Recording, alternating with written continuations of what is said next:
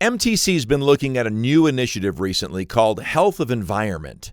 This is an effort to individually analyze a correctional facility or detention center to determine what can be done to improve the general environmental conditions for both residents and staff in a simple, secure, and cost-effective way. The initiative is led by MTC consultant Cathryn Lokey. So we have people in these environments that we're wanting them to be rehabilitated. We're wanting them to learn. We're wanting them to go out into the world and be healthier people and better able to cope.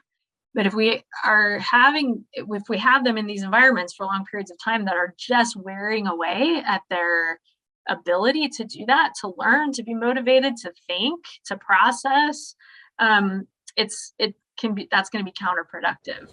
So that's what we're doing essentially with this initiative, is going into the environments and doing an informal assessment, asking questions, talking to people, and then making recommendations for what we see according to what the needs of the facility are, what their resources are, and what the research says is going to be most impactful.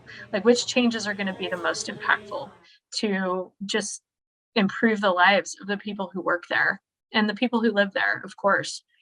If we can reduce incidences, if we can reduce staff turnover, that's going to be huge.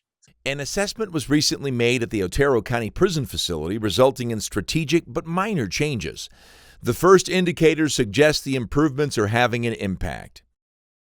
Based on individual assessments, health of environment changes can include increasing access to natural light where possible, switching out fluorescent light bulbs to full-spectrum LEDs, installing air filters, bringing in plants to strengthen a connection to nature and improve air quality, creating absorbent, uneven surfaces to soften grating noise, including installing wood where possible, keeping thermostats on the cooler side.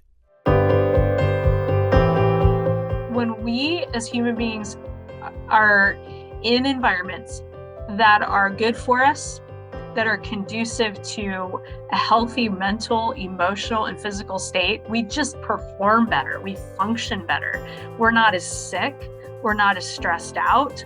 We're not as reactive. And I think that's the big thing. Like, if we can shift these environments in little tiny ways, and that's what the initiative is all about. Through her work with this MTC project and others, Cathryn's impressions remain the same. I want to just reiterate how wonderful MTC staff are.